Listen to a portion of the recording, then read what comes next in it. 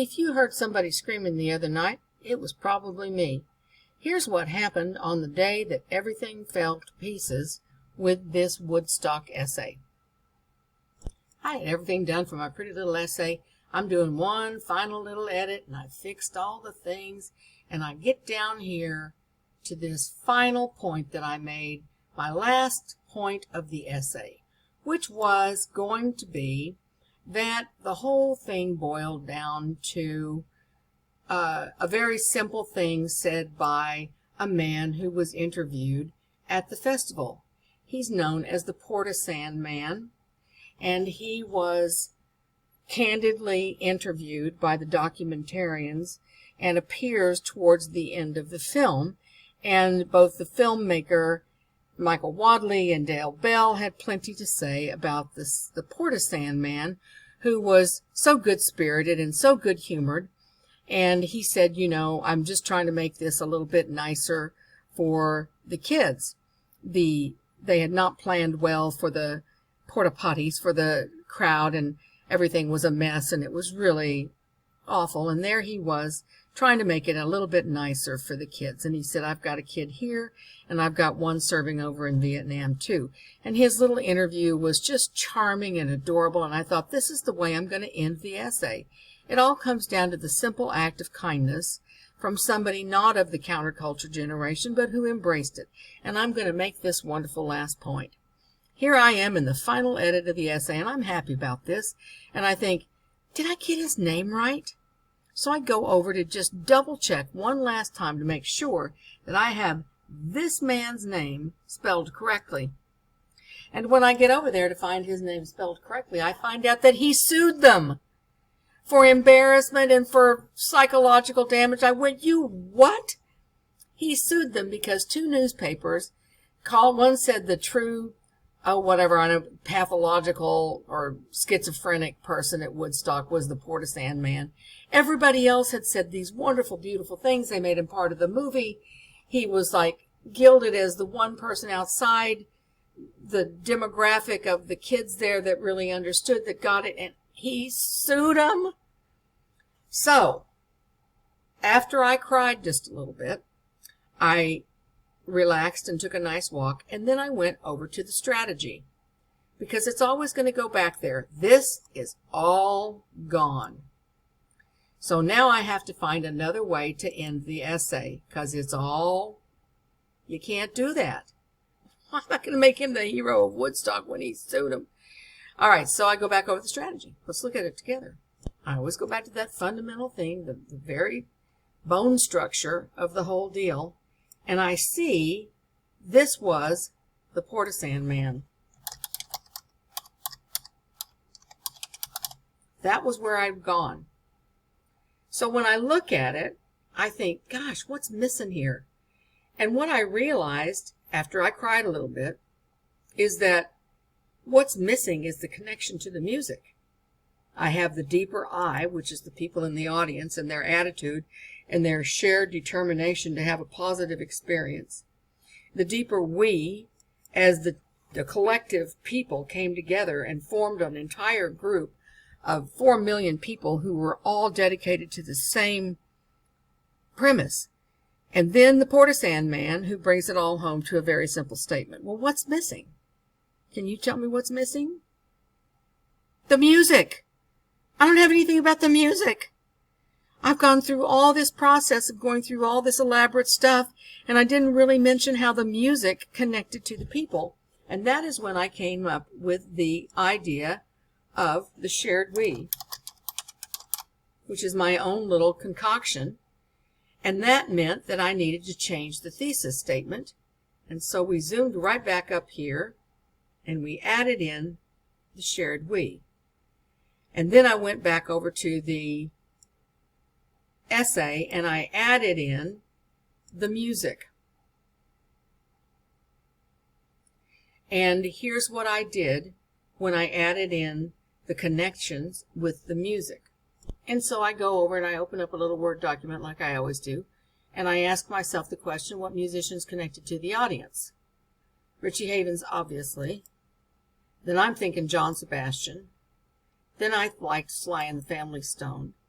And then I couldn't believe the charm of Crosby, Stills, Nash and Young. And then, obviously, Jimi Hendrix. So I put the two obviously's on top and at the bottom. This is what gives me the inspiration to do the afterword. And now I've got to look at these three. So I look at it a minute, and then I go over to what I always do, which is to go to like the schedule. Okay, I'll go to the schedule. August 15th, supposed to start at 4 o'clock. Nothing's there. Nobody can get there. Richie Havens shows up without his band, without anything. He goes out on stage on 5 o'clock. Okay, so now we go down here and we look for John Sebastian, 3:30 p.m. Okay, so I'll go back over my little Word document just to add that, and I added what time he plays. Okay, next thing we have is Sly and the Family Stone, 3:30 a.m. Interesting. Then I go down to Crosby, Stills, Nash and Young, 3:30 a.m. So now I just start thinking, well, that's numbers. So I got to explain how they connect to the audience. This is interesting. So I just go in, I go to Google, and I just type in, what is the meaning of 3:30? Because I'm kind of in the spiritual mode. I've done all the concrete foundation of facts, and I'm into my theory. And so that's where I come up with this. And I go, well, that's as good a theory as any that I have. So I start reading into this. And that's where I came up with the shared we. Because 3:30 signifies, it's a lot of fun. And so now I'm not as upset as I am about the whole thing falling apart. And the Portisand man is gone. Still kept in my bibliography because I studied that website. So I still keep it in my works cited. And that is replaced with the shared we, where I get into a delightful discussion of the music and vibrations and the science of vibrations and the numerology of the number 3:30, and it is just so much fun. And I begin with the opposition, because the opposition to the shared we would say, well, all concerts are a shared we, and everybody connects to the audience and everybody has a wonderful time. Well, no, they really don't, because I'm going to begin this section of the shared we with a contrast. And that is where we talk about Woodstock 1999 and the events that took place while these particular artists were disconnecting from the audience. And I have lots and lots of citations of documentations for that, obviously. And they were so busy entertaining themselves and trying to be hedonistic that they sort of forgot that when this band came out, they passed out candles to sing their protest songs. And yes, everybody lit the candles. And right after they sang, they lit the whole place on fire with those candles. Super fun. So not all acts connect with an audience, and not everything becomes a magical connection. So now I switch back over to Woodstock. And I really liked this quote. I didn't spend a lot of time, and this is something we had to fix, which did get fixed later, obviously.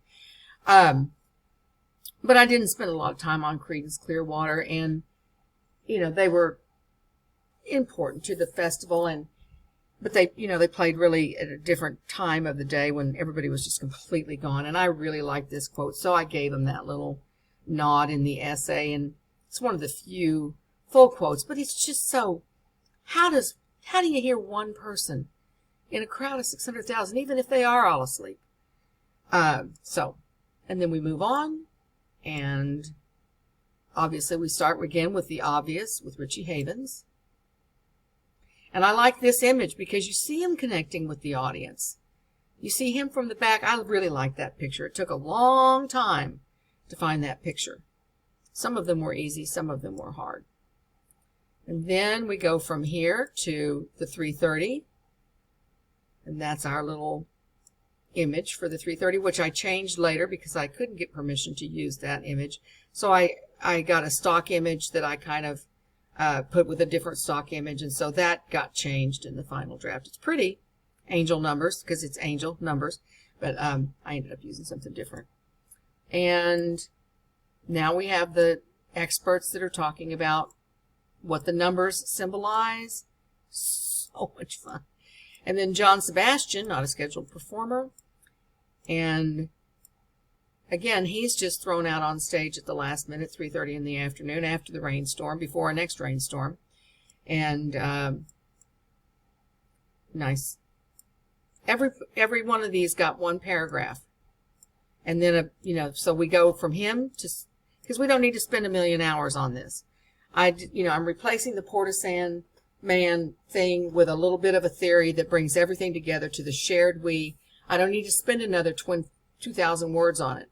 Everybody gets a paragraph. So Sly and the Family Stone, leading a sing-along at 3 o'clock in the morning to 600,000 people, and they all do it. Oh, gosh. Okay. And so now we move on from him to the vibrations of the guitar, which I think was really interesting. And this is a little bit of a scientific basis for the theory, because we just can't throw out a theory without something scientific in it. And so we have plenty of that. And then here we come to Monday, 3:30 in the morning. Concert's supposed to be over Sunday. It's gone on forever. It has just gone on much longer than it was expected. And here they come. 3:30 in the morning, an acoustic guitar band playing folk songs. And it's very nice. This is where I get into the physics of guitar vibrations, because how do you explain that, y'all? They're cheering like crazy. At 3:30 in the morning, they've been drenched, they've been soaked, they've been in a torrential downpour for hour upon hour upon hour, all clumped together just like I don't even know what, and a folks group comes out, and they're just cheering like they can't believe it. And there you go. So, and I don't like to put questions in essays too much. Occasionally, a pointed question can be effective. Too many questions are wordy and they don't have a place in most essays. But after I did all this, and it's pretty far-fetched and it's kind of out there in the heavens, but I say, did angels reach out to the masses and offer protection from drowning or starvation? Well, something did, because it defies all logic to suggest that the festival results can be measured by any particular formula. So that's kind of my last statement before my conclusion, which does go on to conclude everything that we said, and a connection between what young people were doing at the time, that final connection between the aftermath of Woodstock and the aftermath of Vietnam. And this, of course, is the My Lai massacre that I had mentioned earlier in the thing. And then we have the afterward, and it all came together so much better than if the Portisand man had been in there. It all came together and made sense, and it led up to this point about that it could never happen again. And so to the children of the world, I say, stand with you as one voice who understands, as does, I believe, all of humanity, stand up to evil and tyranny and never stop until truth is told and change is. I offer this eternal hope that all citizens of the world will never stop seeking the truth that is so told in the pure sounds of silence. Ta-da! So that's how you fix it when it all falls to pieces and you just want to scream and pull your hair out. But for me, and this is just me, the process of fixing it when it all falls to pieces has to start with me screaming and pulling my hair out and crying just a little bit, because I thought I had it all figured out, I had it all done, and the mistake ended up really the salvation of the essay. So that concludes it, and it happens to the best of us, and it happens to everybody I know, anyway, I'll speak for myself and the people I know. I've never known anybody yet who didn't reach a point in writing an essay where the whole thing just fell to pieces and didn't make a bit of sense all of a sudden. And then all of a sudden it does, and then it's wonderful. And that concludes this tutorial.